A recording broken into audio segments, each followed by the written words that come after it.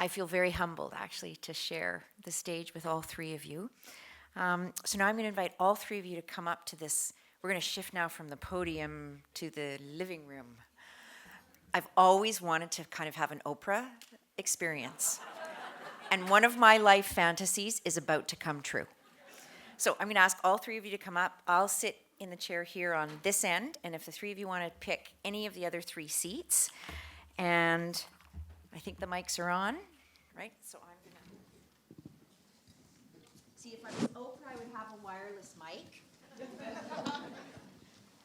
There we go. Wow. Hi, everybody. Sorry. So we now have an opportunity for all of you to ask questions, to really have a conversation with three remarkable people. And you've all had that, as I said, that piece of paper and pencil. So if you want to just pass them down, we've got volunteers who are going to come down the stairs just on a very periodic basis and pick up those pieces of paper. In anticipation of tonight, we actually had we gave people an opportunity to submit their questions online. So I'm going to start actually with a question for whoever would like to answer, with somebody who sent a question into us online through the RSVP form. So I'm going to kick it off. I'm a 27-year-old woman, and I've recently been diagnosed with bipolar disorder 2. I'm struggling with severe depression, but mostly shame about my illness, to the point where I won't share what's going on with my family and friends, or I stall my doctor's appointments because I haven't fully accepted my diagnosis. How can I overcome the shame?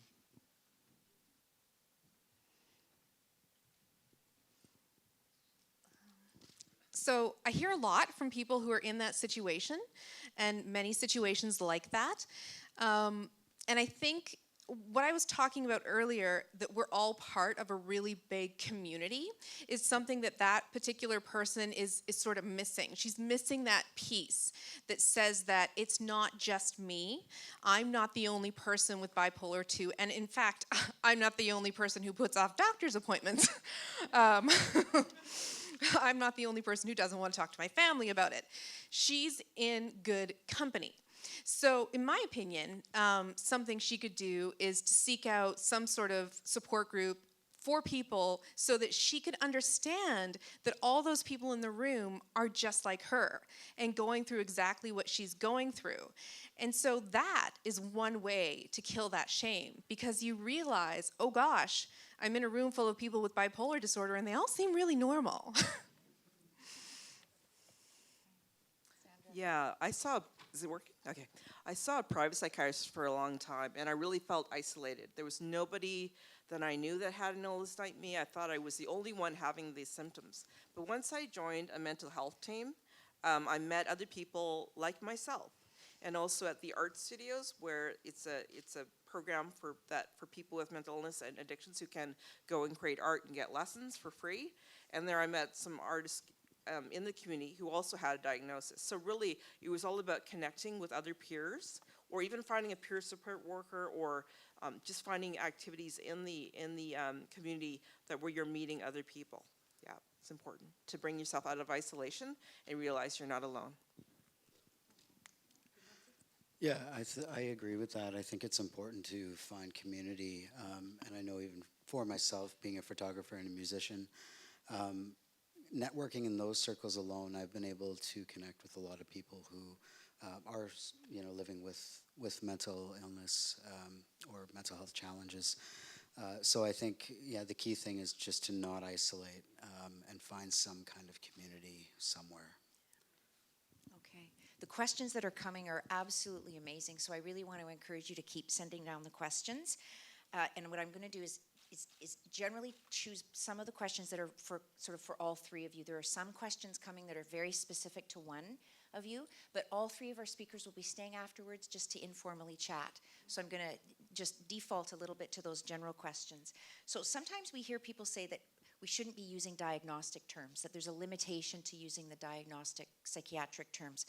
And someone's asking, was it helpful to you to receive a diagnosis? And if so, how? For me, it was helpful in some ways because they were able to kind of pinpoint where things were at for me. And and get me the appropriate treatment. I have bipolar type 2, and they had tried me on lithium and valproic acid, which weren't quite right for me, and they found through specifying which type I had, I was able to get on medication that was correct for me. That has continued to work when I do stay on it, but and I have for sorry, lamotrigine. And that's worked for me. And with complex trauma, that's also like kind of differentiating between post-traumatic stress disorder and somebody living with complex trauma. The therapies are a little bit different, and it just kind of helped me figure out how I needed to navigate my own recovery. So for me, it was helpful, but I understand that it's not the same for everybody. Yeah, for me, I think it was more of a tool that the doctors knew what to prescribe me, because once you had the diagnosis, you could sort of figure out what medication would work for that person. But having schizoaffective, it's a bit of everything, right? I mean, you have delusions, you have bipolar. It's a little bit of everything. So really, I mean, for me, it helped me to maybe be able to research my illness to find out exactly what the specifics were. But I think everybody's case is so individual. So some people need different types of medications in different types of their lives, different cocktails to make them well. So I think it's really, they try to put those labels on there, but it's important to know the person's an individual with personal strengths, and you need to work with them in their individual way. Yeah, so I'm a super logical person. And so something about that is, if I have a problem, I want to name it. I don't really want this vague haze around me. So for me, having an actual illness with an actual name that I could actually research, like you just said, was really important for me. And I actually think is a turning point for so many people, because so many people don't understand all of the parts of themselves that are actually related to that illness. For example, if you're only focused on maybe auditory hallucinations and you don't realize paranoia might also be part of what you're experiencing, how the heck are you ever going to address that particular problem? So, what happens to people with bipolar, some of them say, oh my gosh, I didn't realize that I had this pattern and that pattern and that pattern in my life until I finally got a diagnosis and someone explained to me that those patterns are part of the disorder. So I think names are critical, because without them, you don't have any of those aha moments. Sorry, I'm so sorry. I was reading a question. I have to practice this role, clearly. So there's a couple questions here that I'm going to combine, and it's about family. It's about family and friends, and the questions are sort of twofold. Could each of you describe for us the relationship that you have now, if any, with your own family, your biological family, or a family of choice, and what that looks like? And when you look back, what are the things that parents and family and caregivers have done right or not so right to support your mental health journey? And how can we as parents and family best support the people that we love? It's a long question, I apologize. So I guess I'm just going to start, and you guys can take it after that.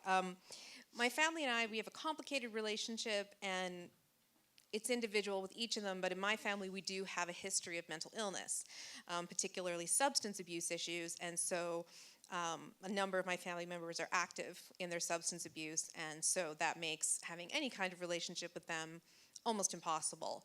And by and large, because they are active in a substance abuse issue, they're in denial about that and about mental illness in general. So the fact that I actually have a mental illness, discuss it, treat it, et cetera, is actually something that they don't want to know about and they don't want to talk about. So that's like a large part of my particular family dialogue. And, this is actually not true of my mother. She's mental illness free. But one of the things she did when I first told her that I had an illness was she tried every way possible outside the medical model to explain this illness. It's not an illness. It's just you. Take these vitamins, watch this video, listen to this guru. You know, now, some of that stuff is going to work for some people, and I'm not about telling people what doesn't work. What I will tell you is that none of that stuff worked for me. And so for me, all that did was invalidate what I was going through. All that did was say to me, you don't really have an illness. Anything that's wrong with you is completely your fault. And if you wanted to, you'd be better. And that was one of the hugest mistakes that she made, and she made it for years. You know, for years this went on where she would just berate me with these different solutions that she had. I will say that time has since passed, thankfully. She is now supportive of both my work and my illness. And that, I think, is the number one thing that families can do, is to actually validate someone's experience and say, and not say, you don't have bipolar disorder. That's the most ridiculous thing I've ever heard. What are you, a doctor now? No, you say, I'm sorry you have that diagnosis. What can I do to help you?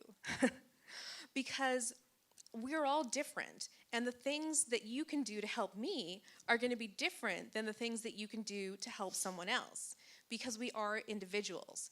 But the validation is something that's so critical, because as soon as we start feeling invalidated by the people around us, we start to crumble, like honestly.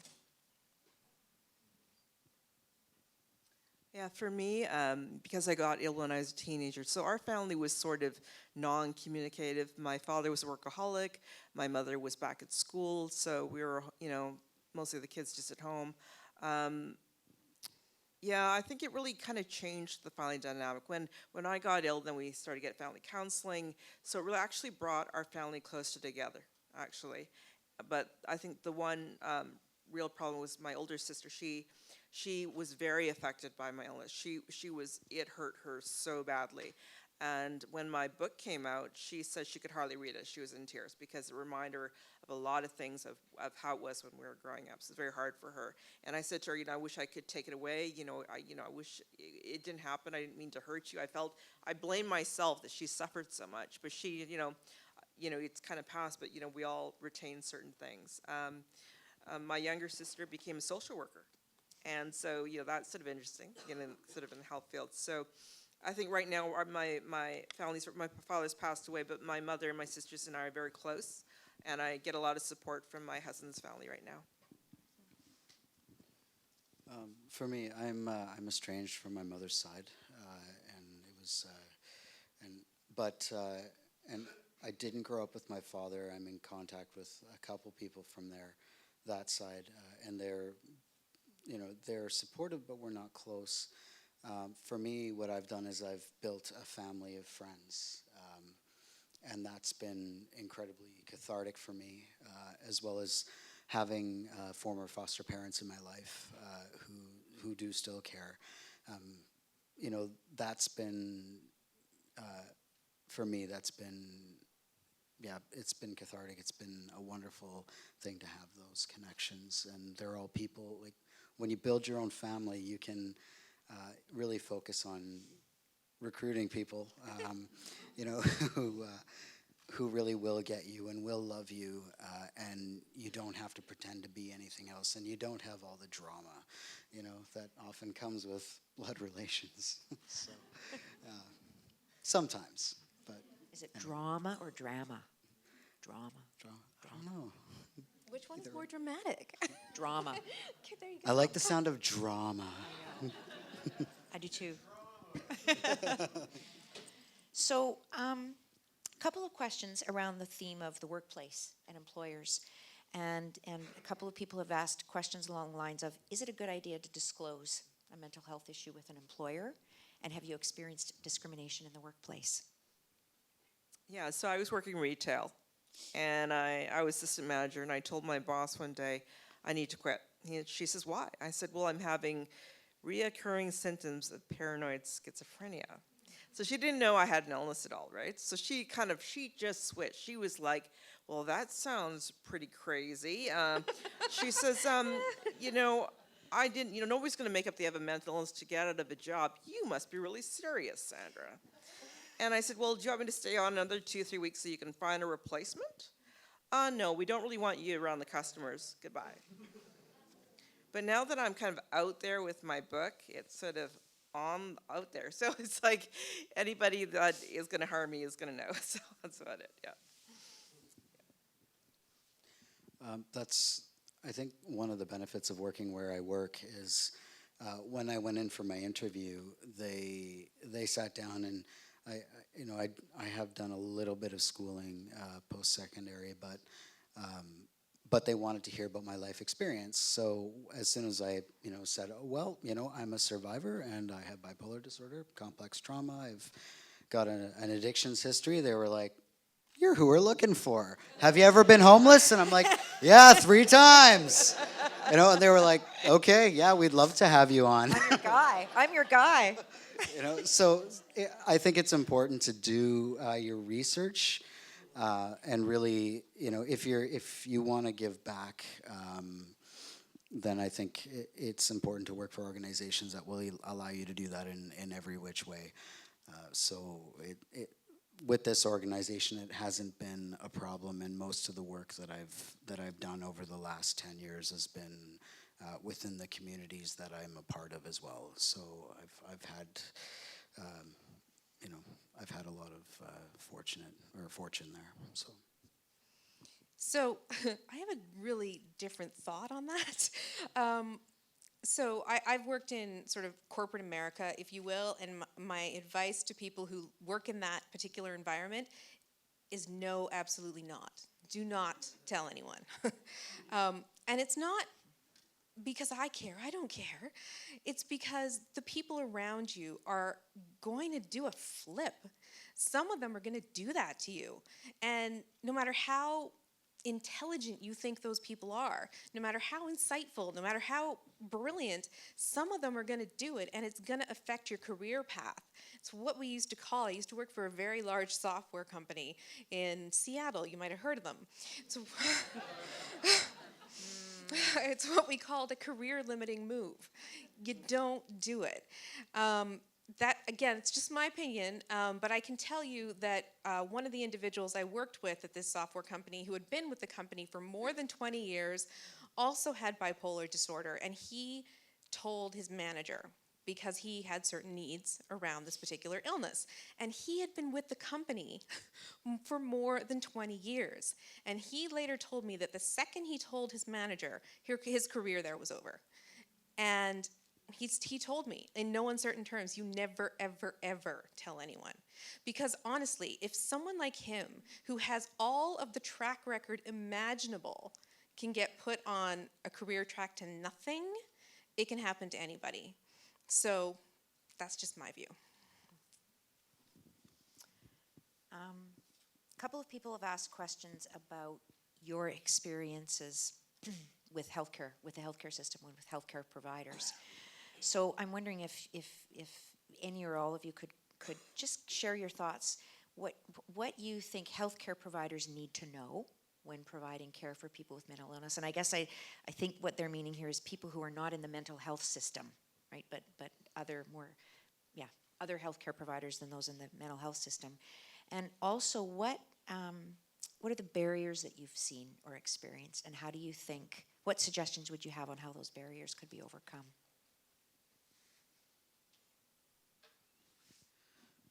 Well, I can speak to some barriers that I've experienced as somebody who not just has mental health issues, but somebody who is trans. I think some of the biggest barriers I faced are people asking, whether starting testosterone was something that flared up bipolar disorder, or are you transitioning because of what happened to you as a child? And no, it would have been this way either way. But I think it's important to really, if you are in a healthcare field, to do, if you're asking these questions, it's important, and they're good questions, to really research, different ways that people can be more I guess, aware of some of the issues that people face. For me, this last year I got diagnosed with osteoarthritis in my knees and my ankles. And for a long time, I was having chronic pain, and I couldn't figure out why. And I had doctors tell me, well, it's probably just psychosomatic. It's because you went through blah blah blah blah blah.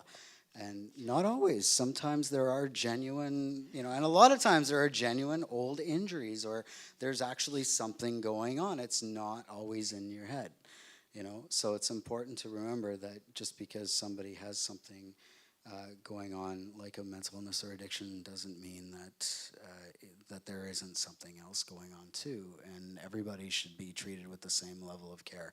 It's a no-brainer. When doctors become doctors, when nurses become nurses, you take those oaths and you sign your licensing, and it's to be equal with everybody and treat everybody the same. So that's yeah, but I've also experienced a lot of discrimination in the healthcare field as well for various issues. So when I started treatment, it was the medical model, right? So you see a psychiatrist, you treat it with medication. You might talk a bit, but you don't really do a lot of problem solving. You just kind of express yourself, then you go home. So then, gradually through my treatment, I guess the philosophy kind of changed as far as psychiatry went. So they see you for 5 or 10 minutes to do your med review, but you mainly work with a case manager. So my case manager, my last one, she was very, proactive and very strength-based oriented care. So go with it, Sandra. Oh, you had a blip, but you'll be fine tomorrow. Just keep moving along. And then I was sort of feeling, but you're not catching all the stuff I'm telling you. I'm still having symptoms. But you kind of say, well, you were fine when you came in. You're objective about it. You had kind of gotten over it. Just move along. And I'm like, well, no, I think I really got to figure this out, because it's an ongoing constant thing that keeps coming up, right? This particular delusion or whatever it is.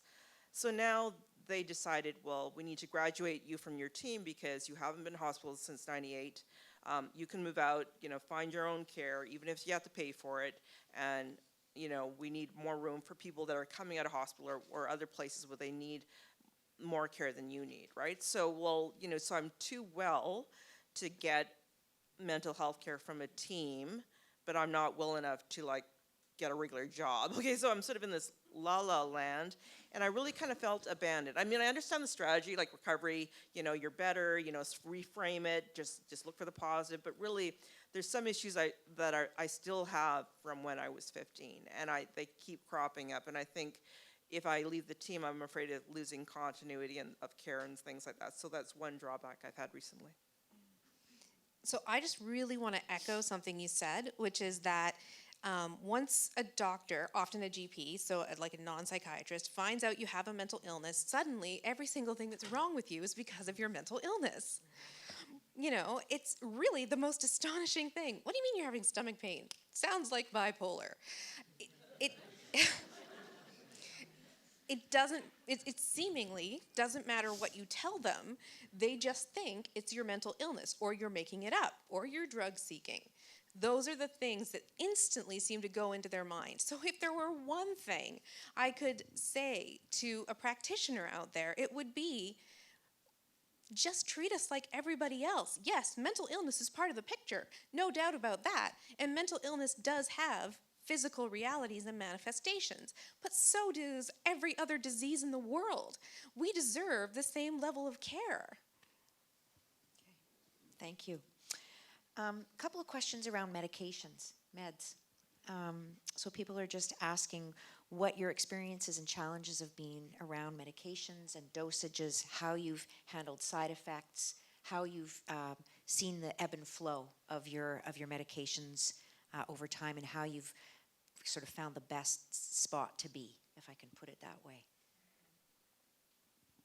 Well, I began on the older antipsychotics. So you would get the shakes, you're jerking your leg like this, you're drooling, you are sedated, everything's a fog, your head's totally it's like an encasement, and it's like you're trying to go through life, but everything's harder, and you've got all this restlessness in your back, you've got, just tremors and all types of things. Really, really a lot of side effects. So you need a side effect pill for the side effects, and the side effect pill gives you side effects.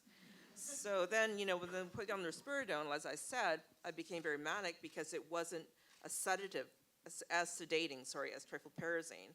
So then I'm on a drug that's very freeing, and then I got really sick, right?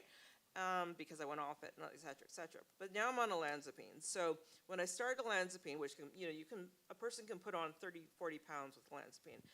They can get diabetes, they can get, high cholesterol, all those things. So I had to go to the gym 3 times a week. I was swimming 3 kilometers a week. I was working out. Thankfully, when I started, I was a low weight. So when I started to put on weight, but I went out to about a size 12 from a size 6 or 8. And then I kind of went off that because I was actually eating more food to exercise, so not really monitored well. Then after that, put on more weight. Then I started to argue with my doctor. I said, I don't like the long-term side effects of this medication. I don't want to get diabetes. My blood levels are getting worse and worse. What can I do? So, talking about smaller portions at dinner time. Even if you're hungry, you don't eat because olanzapine takes away that feeling of fullness. But also trying to reduce my medication. So being on enough that I can function, but not so much that it's affecting my creativity or my alertness and that sort of thing. So finding that kind of happy medium, and it changes, right, seasonally or whatever. So you're always adjusting the medication in some cases. Yeah, I think I like what you said about trying to find that balance. It can be tricky, and also being someone who's creative, there's just that little bit of edge that I need in order to, that I find if I take too much medication that it will dull me. Unfortunately, when I was 14, when I first went into the system, they threw me on 3 different benzodiazepines at once. And that's, and then they tried to get me off those and threw me on an antipsychotic. They put me on Haldol, which is not a great drug to begin with, never mind a kid taking it. But I've been on a number of different drugs over the years, but what seems to be the best balance for me at this point is lamotrigine, and I find my therapeutic dose to be around 125 at this point. And then beta blockers for anxiety, which I took 2 propranolol an hour and a half before coming here, and and only my palms are sweaty. So So are mine. yeah. So it's the whole Oprah gig, right? So, but yeah. So for me, that's what works. I don't sleep great, but sleeping medication isn't really a thing I can take because the only ones I can tolerate are ones I am addicted to. So melatonin comes into play sometimes, but I just let it be and eventually crash every so often and sleep for 12 hours. But it's It works. yeah.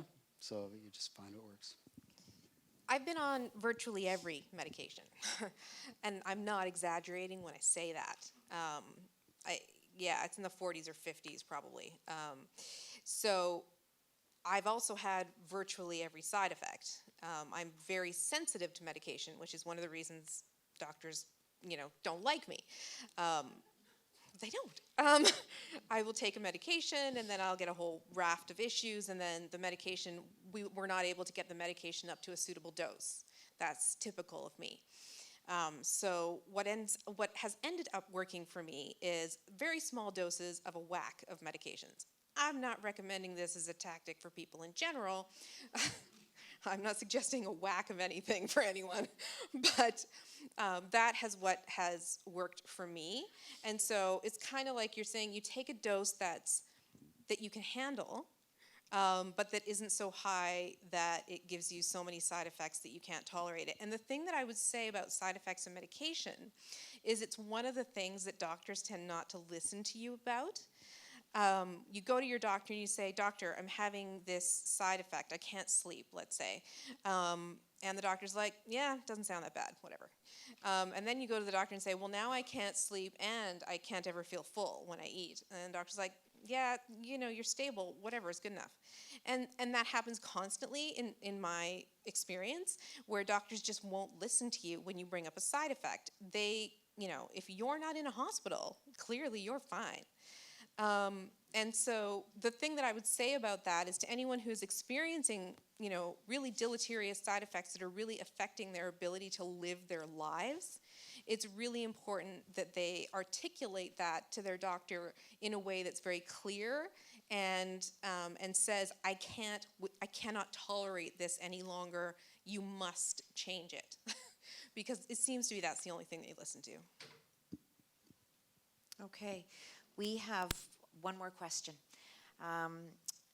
Actually, before that, though, I just want to say a few of you have written notes just thanking each of you, and with notes of grace and thanks and expressions of what remarkable courage all three of you have. So I just wanted to acknowledge that and thank the people who've sent those notes up.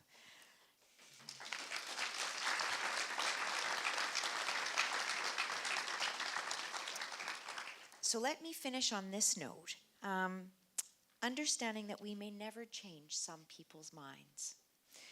Could each of you give us a few very specific techniques, words, or statements that you find helpful and effective in breaking the stigma that other people have about mental illness? I'm a person. My favorite is brain disorder. You know, it's other fields of science finally do recognize it, and I call it for what it is. Yeah, it's a mental illness, but you know what? It's really a brain disorder. And I find that when you frame it that way and you say, look, my brain can be sick just like your lungs can be sick, people start to get it. For me, it's, you know, I am who I am, and I know how far I've come, and if people don't want to accept it, screw them. I edited that. Good one. So we've run out of time in terms of the formal part of the program this evening, and I'm sorry, because I think probably we could stay here for a long time.